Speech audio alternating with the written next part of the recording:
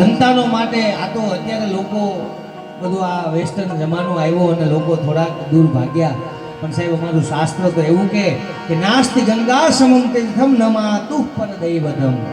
ગંગાથી મોટું આ જગતમાં બીજું કોઈ તીર્થ નથી જગતમાં.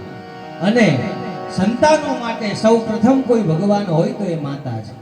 માતાથી મોટો આ જગતમાં બીજો કોઈ દેવ નથી અને કોઈ થાશે નહીં. જેને 9 મહિના સુધી પોતાના ઉદરમાં રાખી અસહ્ય વેદનાઓ વેઠી જે બાળકને જન્મ આપે, અને સાહેબ દુનિયાથી 9 મહિના પહેલા ઓળખનારું કોઈ પાત્ર હોય તો એ તમારી માં છે. આજના સંતાનો મોટા થાય ને ગાલ સુધી હાથ લઈ જાય, માને તને ખબર ન પડે, એને ખબર નથી પડતી એટલે જ આપણે આવડા મોટા થઈ ગયા. સાહેબ અનેક જાતની પીડાઓ વેઠી, અનેક જાતના પેટે પાટા બાંધી અને જનેતા જ્યારે દીકરાને કે દીકરીને જન્મ આપે કેટલી પીડાઓ વેઠે ને ઋણમાંથી કેમ છૂટું મારા બાપ. શાસ્ત્ર તો એવું કહે કે એક વીછી ડંખ મારે કેટલી વેદના થાય, એવા એક સાથે 100 વીછી ડંખ મારે ને એટલી વેદના સ્ત્રીને પ્રસૂતિના સમયે થતી હોય છે જ્યારે બાળકને જન્મ આપે. અને એ માતા બાળક માટે હકીકતમાં માતાને ત્યાગની મૂર્તિ કીધી છે. માને કે માં છે ને મમતાની મૂર્તિ, ત્યાગની મૂર્તિ છે. સાહેબ આપણે કોઈને 10 રૂપિયા ન દે, સ્ત્રી પોતાના બાળક માટે પોતાની સુંદરતાને છોડી દે, ખાવા પીવાનું છોડી દે. અત્યારે આ જીભથી સ્વાદ નથી છૂટતો, 80 વર્ષે માણસને સ્વાદ ન જાય જીભેથી. સ્ત્રી એક બાળક માટે થઈ બધું જ છોડે, અને એ જ બાળકો મોટા થઈને મા બાપને છોડે. એટલે બહુ દુઃખ સાથે કહેવું પડે કે વર્તમાન સમયમાં ભારતમાં જેટલા મંદિર નથી, 2021નો સર્વે છે, એટલા ભારતમાં વૃદ્ધાશ્રમો છે. અને અહીંયા તમને જોવા કોના મા બાપ મળે? કોઈ ફૂટપાલી વાળા કે જે રોડ ઉપર રહેતો હોય એના મા બાપ તમને ત્યાં જોવા નહીં મળે. જે બહુ ભણી ગયા, બહુ એજ્યુકેટેડ થઈ ગયા, વેલ સેટ હોય ને એના મા બાપ જ તમને ત્યાં જોવા મળે. એટલે હું તો સાહેબ એમ કહું, ઘણું બધું કહેવાય મા બાપ વિશે, પણ શરૂઆત એ મૂળ પાયો એ માં છે. હાલો આ તો લૌકિક વાતો છે, પણ હું શાસ્ત્રના મત અનુસાર કહું કે ભગવાન રામ કવિ કાગ બાપુ પોતાની કલમે લખે કે જનની કેરું જોર રાઘવને રેતું સદા.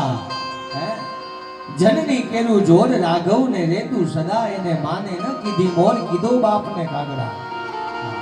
3 માઓ હતી, એક ઓછી થઈ ગઈ તો વાંધો નહીં, પણ એક કઈ માને ઓછી ન થવા દીધી ભગવાને. પિતા એક જ હતા દશરથ, છતાંય કીધું તમે પહેલા પ્રયાણ કરો. અઈ સ્વર્ણમયી લંકા નમે લક્ષ્મણ રોજ દે, જનની જન્મભૂમિશ્ચ સ્વર્ગાદપી ગરીયસી. લંકા ઉપર વિજય મેળવ્યો ભગવાન રામે. લક્ષ્મણે કીધું કે ભગવાન હવે અયોધ્યા જવાની શું જરૂર છે? અહીંયા જ રહી જાય, હોનાની લંકા છે, હોનાની દિવાલો, હોનાના પગથિયા, આવું સુખ વિજય ક્યાં ગોતવા જવું? અહીંયા જ રહી જાય. ત્યારે રામે કીધું કે લક્ષ્મણ, આ સોનાની લંકા મને દીઠી ગમતી નથી. કેમ? જનની જન્મભૂમિ છે. જનની એટલે કે મારી કૌશલ્ય અહીંયા નથી, અને બીજું કે આ મારી જન્મભૂમિ નથી. એક તો માં અને એક તમારી જન્મભૂમિ હંમેશા સ્વર્ગ કરતા પણ ચડિયાતી હોય છે. સ્વર્ગાદપી કરીએ છીએ. સાહેબ બને ત્યાં સુધી ઘણું બધું માં વિશે કહેવાય, પણ હું તો ખાલી એટલું કહું કે ઉંમર ઉપર ન જાતા, પણ બધા વડીલો બેઠા છો, પણ એક વિનંતીના ભાવ સ્વરૂપે, અને મા બાપ જીવતા હોય તો એની કદર કરી લેજો. ક્યારેય બાપને એવું ન કહેવાય કે તમે અમારી માટે કર્યું. હું એનાથી થતું હોય છે એને કર્યું જ હોય. એને મજૂરી કરી હોય ને કે આપણે ન કરીએ કે એક જગ્યાએ વાંચેલું કે જલસા તો બાપના પૈસે જ થાય. આપણા પૈસે તો માંડ ખર્ચાય માંડ નીકળે સાહેબ. જલસો તો બાપના પૈસે જ કરી શકાય. એકવાર બાપ દીકરો બેઠા હતા, બાપાએ ફાટેલું ગંજી પહેરેલું, દીકરાએ દાંત કાઢીને કીધું પપ્પા ફાટેલું ગંજી હું કામ પહેરો છો? નવું લઈ લ્યો ને. બાપાએ કીધું બેટા નિરખીને જો, તને તારું ભવિષ્ય દેખાશે. એટલે બાપ કરીને 1 નંબરથી 10 નંબર સુધીના કામ કરે સંતાનોમાં. માં તો કદાચ જન્મ આપીને હાલો એની જે જવાબદારીઓ છે ત્યાં પૂરી થાય, પાછળ એ વજન એ ભાર છે પિતા સંભાળે. એટલે મા બાપ છે ને સાહેબ, હરતું ફરતું તીર્થ છે, ઘરમાં જ છે, કઈ ગોતવા ન જતા.